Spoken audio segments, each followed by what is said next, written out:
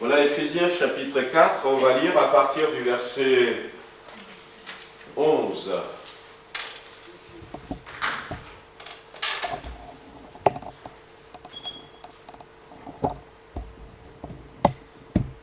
Alors, quelqu'un peut nous lire?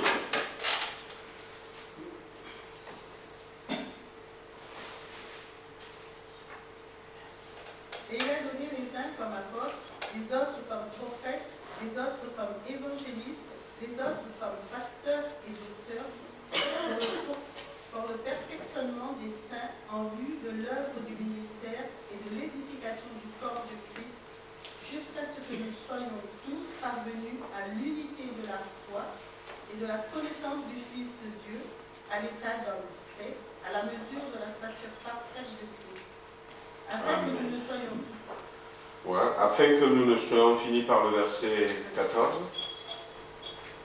Afin que nous ne soyons plus des enfants flottants et emportés à tout vent de doctrine, par la tromperie des hommes, par leur ruse, par des moyens de séduction. Amen. Amen. Je vais rester plus sur le verset 13. Jusqu'à ce que nous soyons tous parvenus à l'unité de la foi et de la connaissance du Fils de Dieu, à l'état d'homme fait, à la mesure de la stature parfaite de Christ.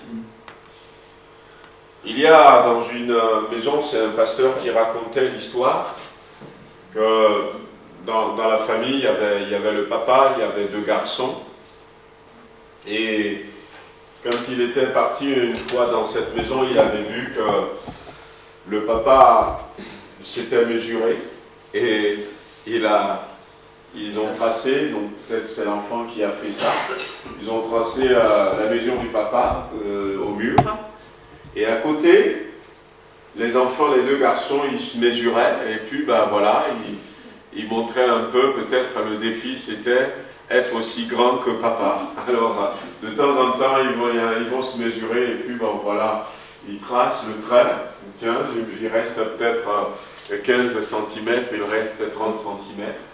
Et c'est une image inspirante parce que ce que nous dit ce verset nous dit que Christ a donné des ministères à l'Église et le but de ces ministères, c'est que nous devenions, afin que nous parvenions, il y a plusieurs choses,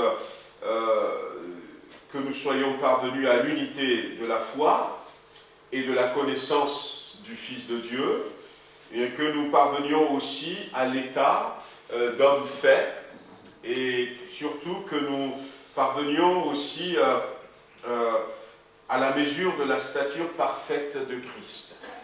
Autrement dit, la Bible est en train de nous dire que notre modèle de croissance, c'est Jésus-Christ.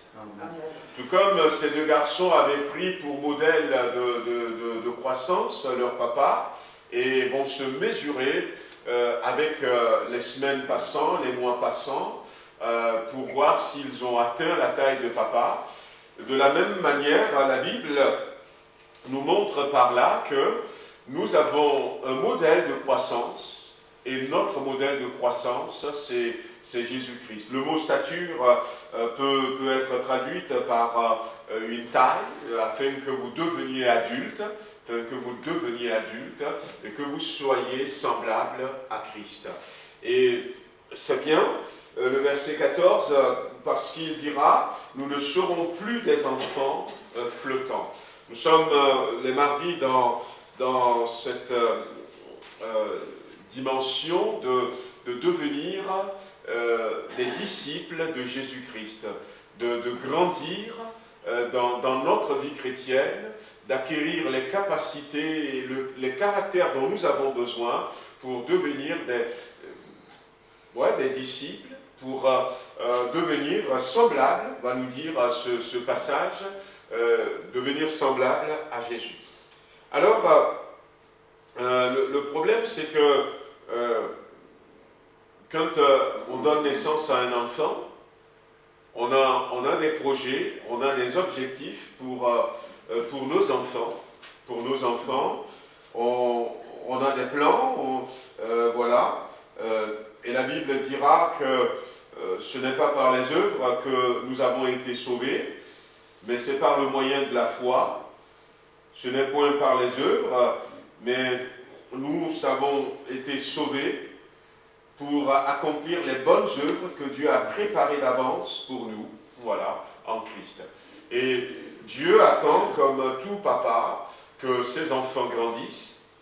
Ses enfants grandissent et que demain, vous savez comment ça se passe dans le monde séculier, il y a peut-être un papa qui veut que demain son fils devienne médecin comme lui, reprenne le cabinet, d'autres c'est peut-être dans l'agriculture, d'autres encore c'est des artisans et ils veulent que voilà, la famille puisse grandir. Et on a des histoires des fois d'entreprises qui sont là en France et qui sont transmises de père en fils depuis quelques générations déjà, depuis quelques générations.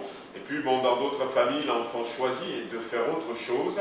Mais toujours est-il que lorsque nous avons des enfants, notre intention c'est que nos enfants grandissent et que finalement nos enfants puissent avoir un travail, puissent servir avec nous ou même puissent nous apporter.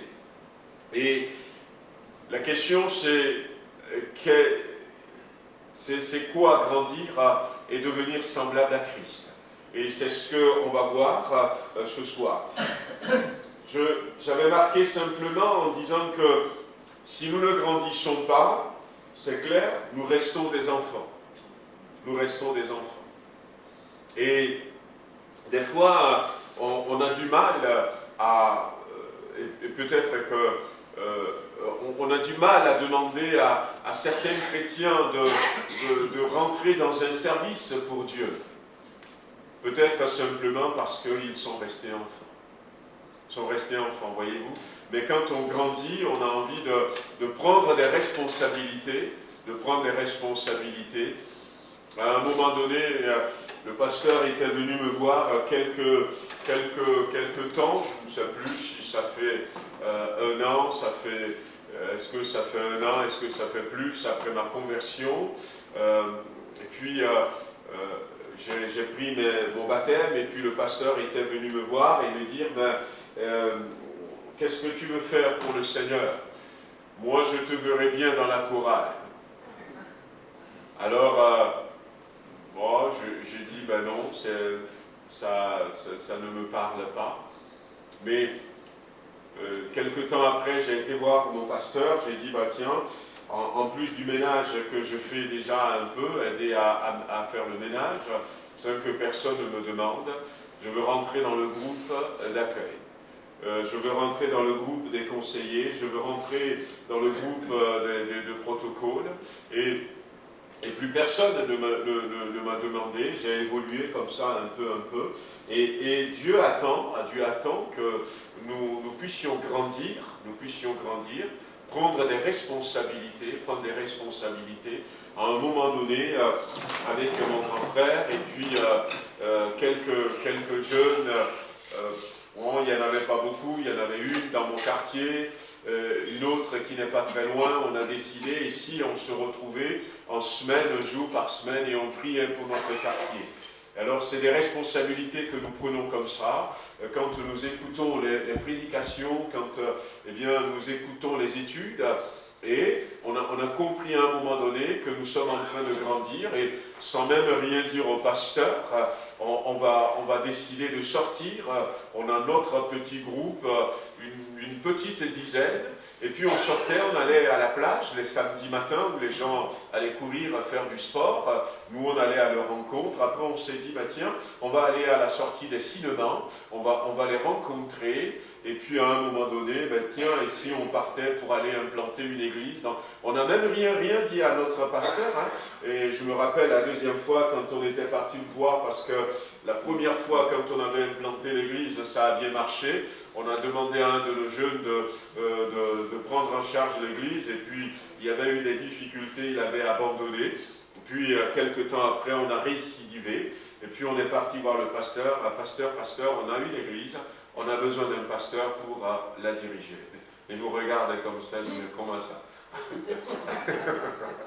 Oui, on était parti dans tel village, on a prêché, les gens sont venus, et là maintenant il y a une quinzaine de personnes, et on veut qu'il y ait un pasteur pour les diriger. Ben, ça ne se passe pas comme ça. Mais voyez-vous, on avait pris des initiatives comme ça, parce que quelque part, on a commencé à grandir, et on avait envie de prendre des responsabilités. Et la Bible nous invite justement en disant, mes enfants, vous avez besoin de grandir, et surtout vous avez besoin de ressembler à Jésus-Christ. Alors, on va lire dans l'évangile de Luc au chapitre 2. Évangile de Luc au chapitre 2. Et ce passage de la Bible va nous parler de comment Jésus-Christ a grandi, de comment est-ce que Jésus a grandi, de certains domaines dans lesquels Dieu désire que nous grandissions. Alors, dans l'évangile de Luc au chapitre 2, le dernier verset, le verset 52.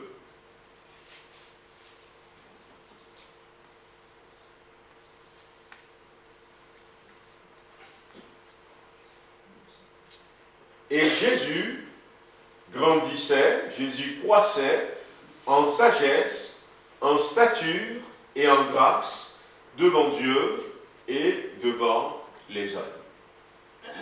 Et on va voir que dans ce verset, nous allons cibler 4 domaines, 4 types de maturité que Jésus-Christ va acquérir. Il va y avoir une maturité, Jésus a grandi dans le domaine physique, voilà, donc dans le domaine physique. Jésus a grandi aussi sur le plan mental, une maturité mentale, mais aussi devant Dieu, devant les hommes, on a une maturité spirituelle, mais aussi une maturité sociale. Voilà. Nous sommes appelés à grandir physiquement, à grandir mentalement, à grandir spirituellement et à grandir dans la société où Dieu nous a placés. Il y a quelques temps de cela, je ne me rappelle plus, j'avais cité ce verset de Hébreux chapitre 5, verset 8. J'avais cité ce verset qui nous disait que malgré, bien que Jésus-Christ soit fils,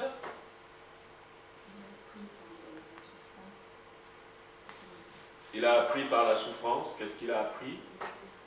L'obéissance. Voilà. Bien que Jésus-Christ soit fils, il a appris l'obéissance par les choses qu'il a souffertes. Et là, ça nous montre que Jésus, déjà pour nous, ce qui nous rassure d'ailleurs, et qui nous encourage, c'est qu'on a l'impression que Jésus, il a claqué du doigt, il était devenu sage. Il a claqué le doigt et puis il a acquis la maturité spirituelle. Et puis, voilà, ça vient. Non, pas du tout. Au contraire, bien qu'il soit fils de Dieu, il a appris. Il a appris. Et il a appris au travers de souffrances. Il a appris au travers de souffrances. Ce matin, je disais à Shalom, je voulais la déposer à l'école. Et puis, je ne sais pas, je lui dis, est-ce que tu as déjà été en retard à l'école, toi? Elle m'a dit, une fois, j'ai oublié mon sac de sport, j'étais obligé de revenir à un moment donné et puis de courir. Et je ne sais même pas pourquoi est-ce que Et on sort de la maison. Je voulais l'amener et je voulais le déposer en venant ici. Et du coup, il y avait un gars qui conduisait son camion, qui m'a arrêté et qui cherchait une rue. Alors le temps de lui indiquer, il faut aller tout droit, jusqu'au rond-point, faire demi-tour, tout ça. Et puis Shalom me dit, c'est parce que tu veux que je sois en retard aujourd'hui que tu m'as posé la question. Je dis, non, écoute, je t'ai posé la question comme ça. Et ça m'a permis de revenir dessus. Et puis je lui ai raconté un peu comment, des fois, on était en retard à l'école et comment on avait reçu des fessées. Et on a appris à être à l'heure. C'est pour ça que, voyez-vous, je suis vraiment à l'heure. Et des fois, il y a certaines choses qu'on apprend au travers de la souffrance. Et on ne sait pas pour Jésus comment est-ce que ça a passé, parce que la Bible ne nous donne pas de détails sur ça. Mais la Bible nous dit quand même qu'il a appris. Il a appris au travers de souffrance l'obéissance. L'obéissance. Donc, si Jésus a appris, ça voudrait dire quand même que, eh bien, on peut apprendre aussi. Mais non seulement ça, je crois que c'est dans Hébreu, on va rester dans Hébreu. Hébreu chapitre... alors, il a appris l'obéissance, ça c'est le chapitre 5. On va lire Hébreu chapitre 2.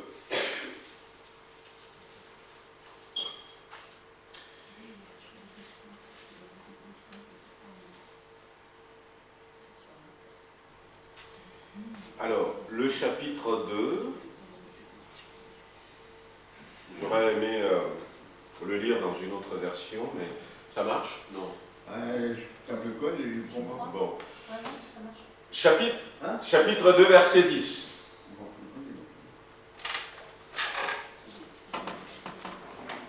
J'aurais aimé le lire en parole vivante, mais bon, je vais le lire quand même avec verset 10. Tu as une version parole vivante?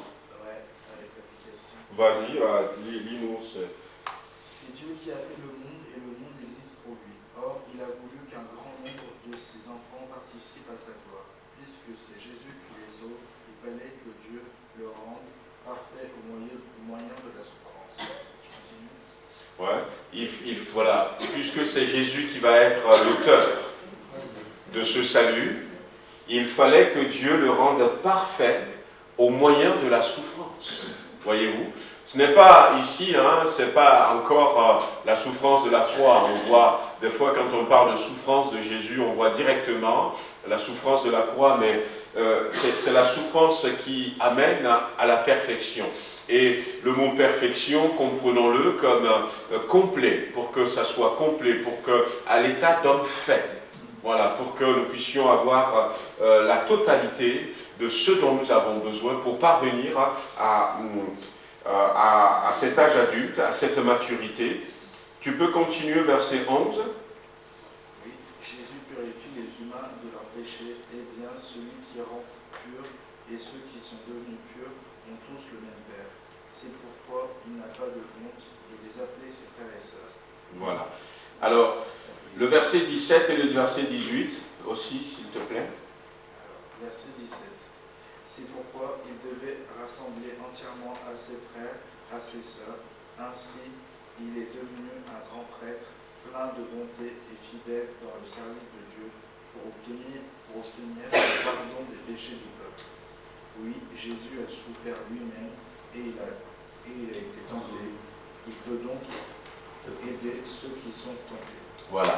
Alors, le verset 17 qui commence en disant, c'est pour ça qu'il faut qu'il soit semblable. Il faut qu'il soit semblable à nous. Et dans nos versions, en conséquence, il a dû être rendu semblable. C'est des versets qu'on lit rapidement, mais il a été rendu semblable à nous en toutes choses. Pourquoi? Parce qu'il est là pour nous aider. Il est là pour nous demander, ressemblez-moi. Et si lui, il claque le doigt et que nous n'avons pas cette capacité de claquer les doigts, comment on va faire pour te ressembler? On va lui dire. Donc il a été rendu semblable en toutes choses à nous. Donc comprenez que Jésus, quand il était dans cette famille, il avait grandi, il a travaillé, voilà. Il a été, à un moment donné, on l'a appelé lui-même le charpentier. Il a été livré peut-être des tabourets qui ont été fabriqués. Il a fabriqué des jougs. Il a été semblable à nous. Et pour ça, il a fallu presque 30 ans. Il a vécu 30 ans il y a la petite parenthèse quand il avait 12 ans, où il s'intéressait aux choses de Dieu, mais il était dans le temple, discutait, voilà. Mais la Bible dit que, eh bien, il a commencé son ministère seulement à l'âge de 30 ans. Et pendant tout ce temps, il a vécu dans sa famille. Et à un moment donné, on ne sait pas quand Joseph, et c'est ce qu'on croit, le papa, était décédé tôt, à quelle occasion, je ne sais pas, la famille a dû être brisée, a dû avoir le cœur brisé quand le papa était décédé, et puis, comprenez aussi que quand Jésus avait commencé son ministère, personne de ses frères et sœurs, il avait, la Bible nous parle de ses sœurs, donc il y en a peut-être 2, et de ses frères, la Bible cite, je crois, 4 frères, donc il a au moins 4 autres frères et 2 sœurs, donc ce qui fait peut-être 6 frères et sœurs, plus lui ça fait 7, mais il faut savoir qu'au début, personne de ces au moins 6 personnes ne croyait en lui. Ne croyait en lui. Et même les gens de sa famille disaient, ne l'écoutez pas. Il est... Alors il y a certaines versions qui disent, il est fou. Il y a d'autres qui disent, il est insensé, il est hors de sens. Il ne sait pas ce qu'il raconte. Ça, c'était le quotidien de Jésus, même si la Bible ne tarde pas. Donc, l'auteur de l'épître aux Hébreux nous dit qu'il a été rendu semblable à nous. Il a eu des oppositions, il a eu des rejets, il a eu faim, il a eu soif. Et nous, on prend à partir de 30 ans et on se dit, bon, c'était quelqu'un qui est parfait, mais non. Et la Bible nous dit, l'avantage pour nous, c'est que, parce qu'il veut nous aider, il a vécu ce que je vis. Parce qu'il veut t'aider, il a vécu ce que tu vis. Et c'est le modèle pour nous que nous devons dessiner au mur et nous mesurer chaque jour comme ces enfants pour voir si maintenant j'ai la taille du grand frère. Voilà. Est-ce que j'ai la force du grand frère? Dans d'autres familles, c'était ça. Eh bien, le grand frère a pu soulever ça avec une seule main, en tenant ça comme ça, et puis le petit frère, de temps en temps, il vient, non, je n'ai pas encore la force du grand frère. Et puis après, le grand frère met la barre haute, et puis non seulement il soulève, mais il fait comme ça, et puis le porte au bout des bras. Wow. Et puis de temps en temps. Et nous avons Jésus-Christ à qui nous avons besoin de ressembler. La Bible nous invite donc à grandir. Jésus croissait de cette manière devant Dieu, devant les hommes, et il va grandir mentalement, et nous sommes appelés à développer la maturité mentale. Comment est-ce que nous grandissons mentalement?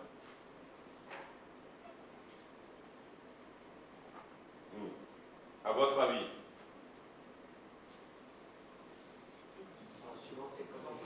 En suivant ses commandements. Ah, t'as réussi. Merci. Donc c'est le semeur, c'est ça? C'était une parole vivante, PV. Lire la Bible et essayer de comprendre et la partager avec les autres. Alors, on va lire quelques versets, on prend le temps. Premier verset, c'est dans 1 Pierre chapitre 1, verset 13.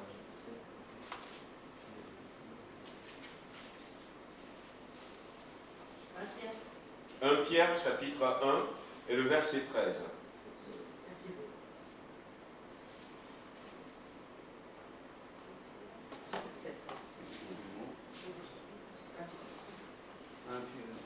Un Pierre verset 1, chapitre 1, Pierre chapitre 1, verset 13. Voilà.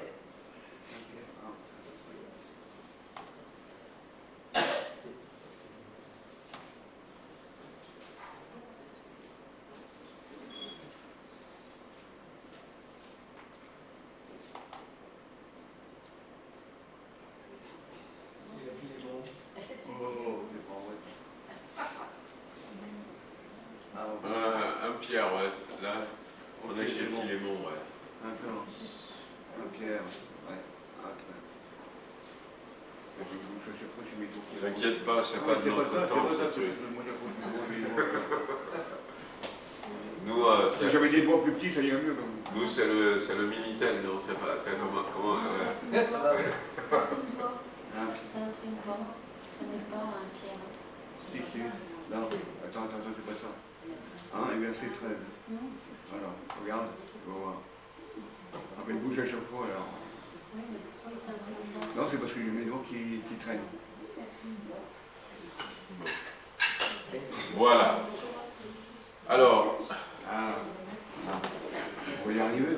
on a une version ici. C'est pourquoi rassemblez vos pensées et vos énergies, tenez-vous prêts à avancer et à agir. Soyez sobres et vigilants, gardez le contrôle de vous-même. Tournez toute votre espérance vers la grâce qui vous sera accordée le jour où Jésus-Christ apparaîtra. Rassemblez vos pensées et gardez le contrôle de vous-même. La maturité mentale. Alors, il y a ma version que j'ai devant moi qui me dit « Saignez les reins de votre entendement ». C'est plus facile à comprendre ici. Voilà. Et puis, il y a une autre verset qui dira « Affermissez vos pensées ». Vos pensées. Alors, il faut se rendre compte que Dieu nous a dotés donc de l'esprit, de la pensée, mais il est facile de laisser son esprit se balader, voilà, dans notre tête. L'esprit va à gauche, l'esprit va à droite, et puis on pense à toutes sortes de choses. Saignez votre entendement, affermissez votre pensée, rassemblez vos pensées, ne laissez pas vos pensées s'éparpiller. Voilà. Ne laissez pas vos pensées vagabonder. Il y a tellement de choses, tellement de choses. Il y a certaines personnes qui disent qu'on n'utilise pas la totalité de nos pensées, de notre mémoire, de notre cerveau. Mais nous avons un cerveau qui est doté d'une capacité étonnante. Et si nous ne recentrons pas nos pensées, si nous n'essayons pas de rassembler nos pensées, si nous ne canalisons pas nos pensées, eh bien, nos pensées vont nous entraîner dans des chemins, dans toutes sortes de chemins, et nous aurons du mal. Nous aurons du mal. Imaginez par exemple une maîtresse, un maître, eh bien, qui a devant lui un élève qui ne fait pas ce que la maîtresse ou le maître dit. Voilà, quand lui il prend son stylo et tout, il part dans tous les sens. Imaginez, il part dans tous les sens. Non, il faudrait apprendre, malgré que nous soyons là, à ce que l'enfant se concentre. Que l'enfant, eh bien, canalise ses pensées sur ce que le maître dit. Et ça, on l'apprend petit à petit. Et après, on a cette connaissance. Et on grandit dans ces connaissances. Mais on ne peut pas grandir mentalement, on ne peut pas grandir dans ces connaissances que nous recevons si à un moment donné, nous ne canalisons pas notre pensée sur ce qu'on nous dit.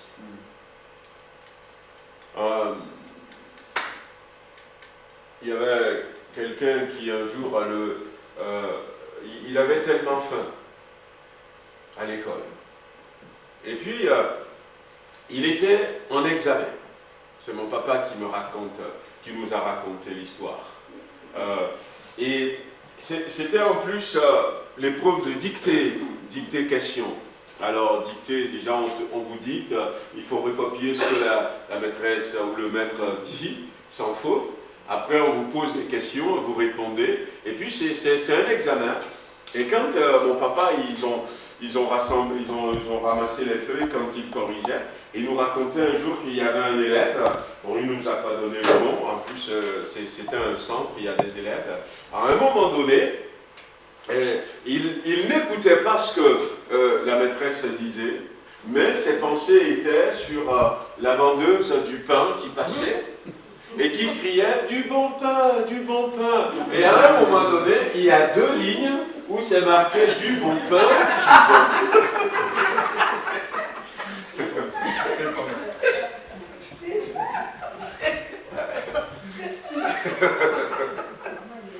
Ouais, écoutez même plus. Et quand il nous a raconté, voilà. Alors il a pris ça pour nous éduquer, pour nous parler, mais ça arrive.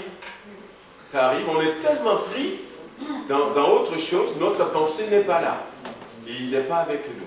Et je pense que Pierre a raison de nous dire, eh bien, affermissez votre pensée. Apprenons, ça c'est un exercice, et la Bible va nous dire, j'avais fait la petite parenthèse de Jésus à 12 ans, et il va dire, je devais m'occuper des affaires de mon Père.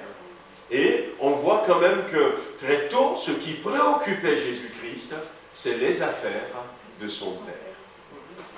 De son Père. Il y a tellement de choses à faire, mais essayons de nous canaliser sur les affaires de nos pères. On est dans une société qui évolue de telle sorte avec toutes les images virtuelles, tout ce qu'on fait, que des fois, on quitte l'église et on part de là, devant la porte. Qu'est-ce que je vais prêcher ce soir? Qu'est-ce que j'ai prêché ce soir? Attends. C'est déjà parti. Et c'est donc, je prends mon exemple, mais ça arrive à tout un chacun d'entre nous.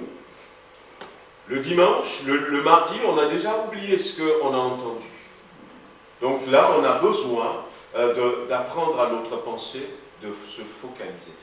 Jésus, à un moment donné, je vous cite ce verset dans Marc chapitre 7, où Jésus va dire ceci en disant, mais quand il s'agit c'était quoi? C'était un verdict qu'il avait prononcé sur le cœur humain, parce qu'on parlait des disciples qui mangeaient du blé et puis qui sont sués. Et le verset 17, Jésus dit, lorsqu'il fut entré à la maison, loin de la foule, ses disciples l'interrogèrent sur cette parabole. Il leur dit, vous aussi, êtes-vous donc sans intelligence? Ne comprenez-vous pas que rien de ce qui du dehors entre dans l'homme ne peut le souiller, car cela n'entre pas dans son cœur, mais dans son ventre, puis s'en va dans les lieux secrets qui purifient tous les aliments. Il dit encore, ce qui sort de l'homme, c'est ce qui le souille. Et c'est ce qui souille l'homme. C'est du dedans, c'est du cœur des hommes que sortent les mauvaises pensées, les adultères, les débauches, les meurtres, les vols, les cupidités, les méchancetés, la fraude, le dérèglement, le regard envieux, la calomnie, l'orgueil, la folie. Toutes ces choses mauvaises sortent du dedans et souillent l'homme. Ça voudrait dire quand même que la maturité mentale est importante. Puisque ce que Jésus nous dit ici, c'est que, eh bien, si nous laissons notre esprit vagabonder, si nous laissons notre esprit aller un peu partout, si nous n'apprenons pas à notre esprit à rester focalisé sur la volonté de Dieu pour nous, sur la prière, sur la méditation, sur ce que Dieu nous dit, sur ce que Dieu attend de nous, sur le royaume de Dieu, sur les bonnes choses que la Bible dit que nous devons posséder, par exemple la patience. La Bible nous invite à avoir la sagesse d'en haut. La Bible nous dit soyez miséricordieux, soyez compatissants. La Bible va nous inviter à penser au salut des autres. Voyez-vous, toutes ces choses, si nous n'apprenons pas petit à petit à notre pensée, à nos pensées, à se focaliser sur ces choses, eh bien les pensées vont aller. Peut-être que les pensées ne vont pas nous amener aussi loin. aussi loin que tout ce qui a été cité, mais malheureusement, des fois, il arrive qu'il y en a qui tombent dans le piège. Qui tombent dans le piège. Entretenez-vous, dira l'apôtre Paul, de choses spirituelles. Des choses spirituelles. Des choses qui nourrissent notre pensée. Apprenons cela. Voilà. Donc, Marc chapitre 5, verset 28, je vous cite ce verset également, où Jésus, en parlant à ses disciples, va dire « Si je puis seulement toucher ses vêtements, je serai guéri. » C'était la femme qui a été guérie de la perte du sang. Elle n'avait pas crié, elle n'avait pas parlé, mais ça se passait dans sa tête. Voyez-vous, elle avait conditionné sa pensée, elle avait dirigé ses pensées vers cela. Elle se disait en elle-même, il faut que je parvienne. Et la force qu'elle avait pour braver la loi, puisque à l'époque la loi interdisait qu'une femme qui est dans cet état se mêle à la foule. Mais elle a su passer au-delà de la loi. Et puis, il y avait la foule, puisque Pierre dira, la foule te bouscule. Mais elle a réussi, malgré son état de santé, quand même à se frayer un chemin jusqu'à parvenir. Jésus se trouve là. Il y a peut-être un millier de personnes tout autour de Jésus, on ne sait pas. Mais elle est parvenue jusqu'à Jésus. Mais elle a été motivée par quoi? Par la foi. Et on n'a rien entendu. Elle avait dit dans sa tête, il faut que je touche Jésus. Voyez-vous? Il faut que... Ça s'était passé dans sa tête. Donc, que le Seigneur nous aide. Il y a encore d'autres versets, mais on peut lire dans Proverbe chapitre 23, je vous cite aussi ce verset.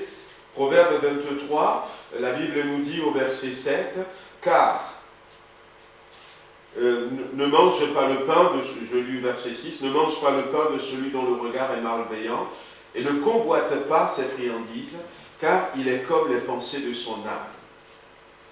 Mange et bois, te dira-t-il, mais son cœur n'est point avec toi. » Donc, celui qui a un regard malveillant, eh bien, au fait, c'est ce que Jésus va nous dire dans Marc chapitre 7 que j'avais lu tout à l'heure, en disant que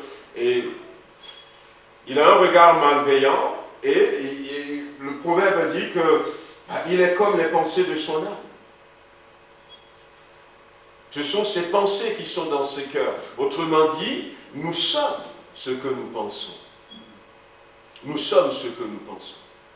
La dernière fois, on disait eh bien qu'il y avait ces personnes qui ont dit ah, tiens, on est des sauterelles.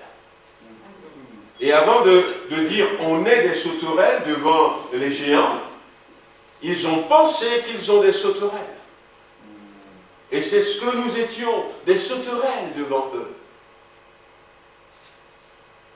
Nous avons besoin, frères et sœurs, de véritablement canaliser nos pensées, de ne pas laisser nos pensées aller à gauche et à droite, mais de demander à Dieu de nous aider à avoir une pensée correcte, une pensée dirigée vers ces choses.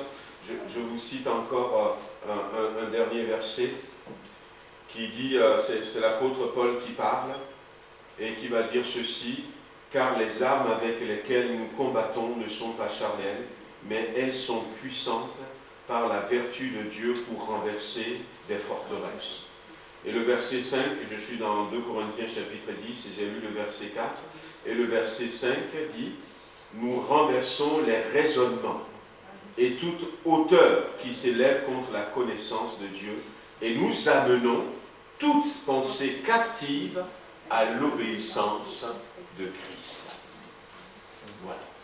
Nous renversons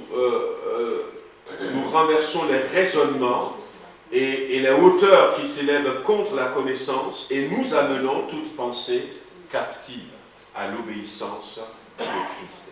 Voilà donc, et Paul nous dit que nous avons la possibilité de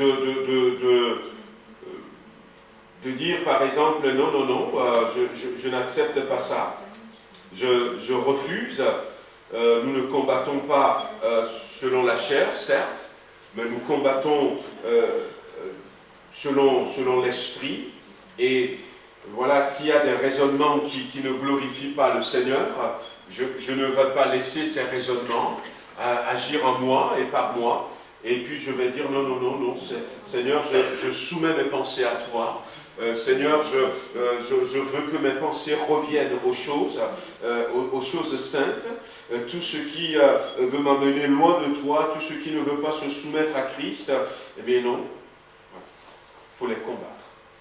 Il faut les combattre. Et puis il y a des pensées qui peuvent être ancrées en nous, comme une forteresse. Seigneur, je renverse cette. Imaginez encore, hein, donc ce que je suis en train de dire. Imaginez, par exemple, malheureusement, hein, excusez-moi de prendre cet exemple qui n'est pas un exemple assez facile, mais imaginez quelqu'un qui va commettre un abus sur quelqu'un d'autre, sur un enfant et tout. Ben, tout ça, ça naît là, dans la pensée. Ça naît là, dans la pensée. Et des fois, ça s'établit comme une forteresse, et nous devons apprendre à renverser ces forteresses. Et le verset que j'avais cité tout à l'heure un peu, au reste, frère, que tout ce qui est vrai, tout ce qui est honorable, tout ce qui est juste, tout ce qui est pur, tout ce qui est aimable, tout ce qui mérite l'approbation, ce qui est vertueux et digne de louange, soit l'objet de vos pensées. Philippiens chapitre 4, verset 8. Au reste, frères, que tout ce qui est vrai, tout ce qui est honorable, tout ce qui est juste, tout ce qui est pur, tout ce qui est aimable, tout ce qui mérite l'approbation, tout ce qui est vertueux et digne de louange, soit l'objet de vos pensées. Et donc, on voit là que nous sommes appelés à nourrir nos pensées. Il y a des choses qui vont venir, on va regarder quelque chose à la télé tout de suite, et puis pouf, ça va commencer à mouliner à l'intérieur, mais je ne dois pas continuer. Si je trouve que vous pouvez copier ce verset, hein, c'est Philippiens chapitre 4, verset 8, vous pouvez l'imprimer en grand sur une feuille, et puis peut-être afficher ça dans un coin de votre chambre. C'est mieux que certains tableaux que nous avons. Et puis, des fois, je le regarde, et je dis, mais est-ce que dans mes pensées, c'est ce qu'il y a? Ce qui est honorable, ce qui est vrai, ce qui est pur. Le monde va vouloir me remplir des choses sales. Mais c'est à moi, comme l'apôtre Paul l'a dit, de dire, mais dehors. Dehors. Et puis, l'apôtre Paul dira aussi, on va prier quelques minutes avant de partir. Je vous exhorte, frères, donc, frères, par les compassions de Dieu, à offrir vos corps comme un sacrifice vivant, saint et agréable, ce qui sera de votre part un culte raisonnable. Ne vous conformez pas au siècle présent, mais soyez transformés par le renouvellement de l'intelligence. Ayez du discernement. Romains chapitre 12, versets 1 et 2. Soyez renouvelés. Voilà. On offre nos pensées à Dieu. Et je pense que Christ va se focaliser à un moment donné. Et d'ailleurs, c'était ça. Tellement que il y a certains qui veulent prendre des épées pour aller que Christ soit leur leader, pour aller combattre les Romains. Et il y a quelqu'un d'autre qui dit, ordonne à mon frère de partager l'héritage que nous avions hérité de nos parents. Jésus va dire, mais oh frère, oh homme, qui c'est qui m'a établi juge pour partager ça? Et il est focalisé sur ce que son père lui demande de faire. Et il a réussi. Il a réussi. Et Aujourd'hui, nous sommes là parce qu'il a su faire la même chose. Et la Bible nous dit, nous sommes sauvés pour pratiquer les bonnes œuvres. Les bonnes œuvres. Et des fois, nous faisons d'abord nos propres œuvres. Et nous essayons d'introduire Dieu dans nos œuvres. Mais si eh bien, nous nous focalisons sur ce que Dieu nous demande, nous allons voir qu'au travers de ce que nous allons faire pour Dieu, nous allons mieux bénir ceux qui sont autour de nous et nous serons mieux bénis. Qu'est-ce que Dieu a dit? La première promesse, eh bien, je te bénirai et tu seras une bénédiction pour toutes les nations du monde. C'est la promesse que nous héritons de Abraham. Voilà, toi tu seras béni si tu marches avec moi et tu seras béni. Et l'apôtre Paul dira la même chose à Timothée en disant que tu te sauveras toi-même et tu sauveras ceux qui t'écoutent si tu fais des choses comme ça. Donc, premier point, la maturité mentale. La maturité mentale. Christ a grandi, il grandissait en stature, en sagesse, devant Dieu, devant les hommes. Et la prochaine fois, on verra la maturité sur le plan social. On verra aussi la maturité sur le plan spirituel. Et puis, on verra aussi la maturité physique. Donc, on ne va pas rester petit, mais on va grandir aussi physiquement. Dieu veut qu'on grandisse, et Jésus-Christ a grandi. On le sait, il n'est pas resté petit, il était bébé à un moment donné. À un moment donné, il avait 12 ans, et puis à un moment donné, il avait environ 30 ans quand il avait commencé son ministère. Donc on voit aussi une croissance physique à ce niveau. C'est pour nous tout ça des exemples. On prie quelques instants, on élève la voix. Seigneur, je veux que tu m'aides à rassembler mes pensées, voilà, à contrôler mes pensées, à focaliser mes pensées, à diriger mes pensées vers ta parole, vers ce que tu me demandes. Au reste, donc vous aviez vu, et donne-moi aussi la force et le courage de renverser toute forteresse, d'amener les raisonnements qui ne te glorifient pas à l'obéissance de Jésus-Christ. Et puis, Seigneur, mon Dieu, mon roi, que mes pensées soient nourries de ces bonnes choses. Nous voulons, Seigneur notre Dieu, te remercier pour ce temps de partage de ta parole où nous sommes dans cette démarche de grandir spirituellement, d'être des disciples qui ressemblent à leur maître. Et là, nous parlons de croissance. Jésus-Christ a grandi, il a souffert des choses. Il n'était pas quelqu'un qui va claquer des doigts pour que les choses se passent. Mais non, au contraire, la Bible dit qu'il a été rendu semblable à nous. Il a voulu passer là où nous sommes passés afin d'être un sacrificateur, un souverain sacrificateur qui peut nous comprendre très très bien et qui peut venir à notre secours de la bonne manière qui soit, parce qu'il a vécu ce que nous vivons aujourd'hui et nous voulons le garder comme notre modèle.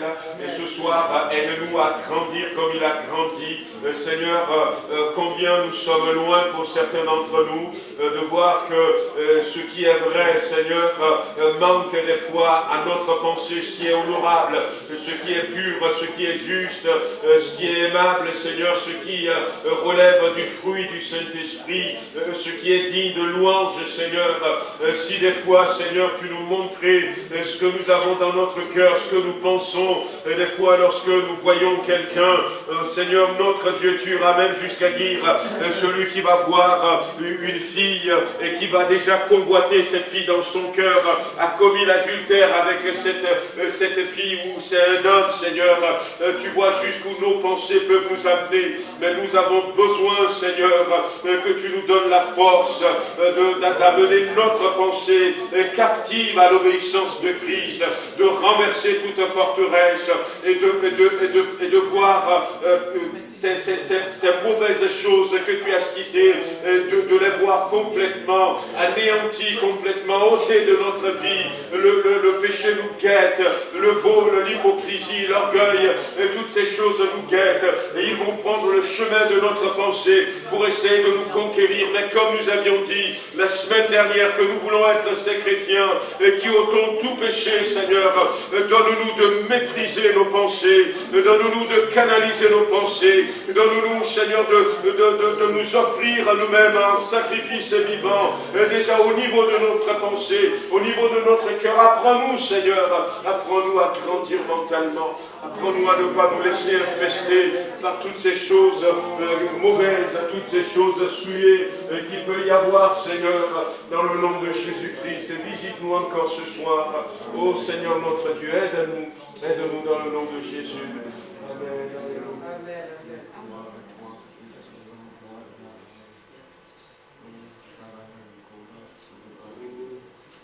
Oh, renouvelle-nous, Seigneur, au niveau de notre pensée. Renouvelle-nous encore ce soir dans le nom de Jésus-Christ. Amen. C'est vrai, Seigneur, que notre regard, que maintenant, Seigneur, c'est toi qui dirige ma vie, Seigneur. Merci encore pour ta fidélité, Seigneur. Seigneur, tu as pris mon châtiment, Seigneur. Tu as pris ma malédiction pour me en retour, je sois béni de toi, Seigneur. Je saurai racheter par toi. Merci, Seigneur, que tu es mis au rang de brigand, Seigneur, pour nous délivrer, pour nous sauver. Merci à quel prix tu as payé. C'est vrai, tu auras toujours nos pensées tournées vers toi, Seigneur. Nos regards par les choses visibles vers l'invisible, Seigneur, afin que vraiment nous puissions copier, Seigneur, nous puissions regarder à toi, nous puissions être instruits par le Saint-Esprit, Seigneur, pour diriger toujours nos pensées vers toi. Oui, Seigneur, merci. Tout est bien fait dans le nom de Jésus. Amen. Alléluia. Gloire à l'éternel, gloire au Seigneur. Merci, Seigneur. Béni sois-tu, louange et gloire pour Seigneur. Au nom de Jésus-Christ. Seigneur, je me demande de parler de ces paroles, Seigneur, quelle est la fragilité, Seigneur, notre être humain, c'est notre nature charnelle, Seigneur, et tu nous as